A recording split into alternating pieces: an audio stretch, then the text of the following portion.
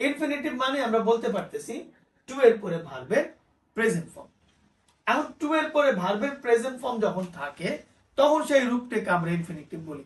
একটি সুন্দর জিনিস দেখেন, যদি বাংলায় আপনি ইনফিনিটিভের ব্যবহারটি একটু দেখতে চান, আমি আপনাদেরকে বলতে পারি যে বাংলায় ক্রিয়াপদের শেষে, বাংলায় ভার্বের শেষে যদি আপনি তে শব্দটি যুক্ত করেন, যেতে, খেতে, পড়তে, বসতে, এইগুলি তে যখন আসে তখন তে এর পরিবর্তে আমরা ওই ইংরেজিতে ব্যবহার করি টু প্লাস V1। খেলতে, টু প্লে, যেতে, টু গো, পড়তে, টু রিড, বসতে, টু সিট। তাহলে আমরা টু প্লাস V1 যখন দিব তখন সেটি বাংলায় তে অর্থ প্রকাশ করে। এটি হলো একটি বাংলায় ইনফিনিটিভের ব্যবহার।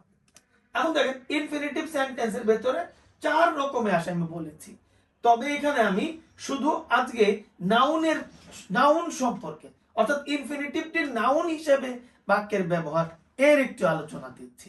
আপনি দেখুন, আমি প্রথমে অবজেক্ট হিসেবে ইনফিনিটিভের ব্যবহারটা আনছি।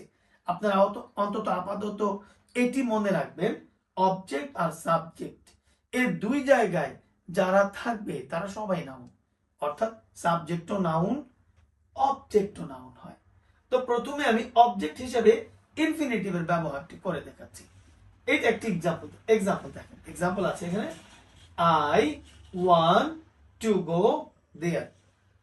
আই ওয়ান্ট টু গো, আমি সেখানে যেতে চাই।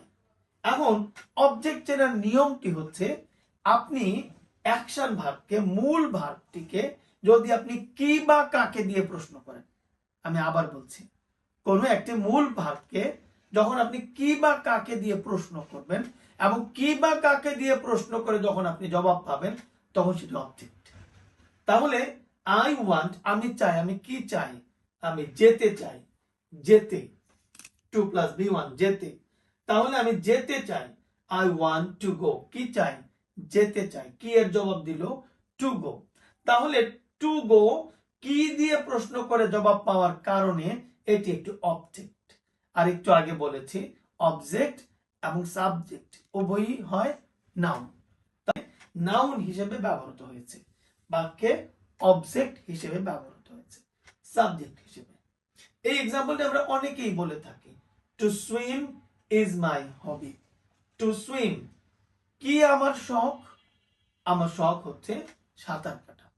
এখানেও এটি কি এর জবাব দিয়ে সাবজেক্ট অংশ এসেছে, বাক্যের ভেতরে সাবজেক্ট মানে নাউন। তাহলে টু সুইম ইজ মাই হবি, এখানে টু সুইম সাবজেক্ট হিসেবে ব্যবহৃত হয়েছে।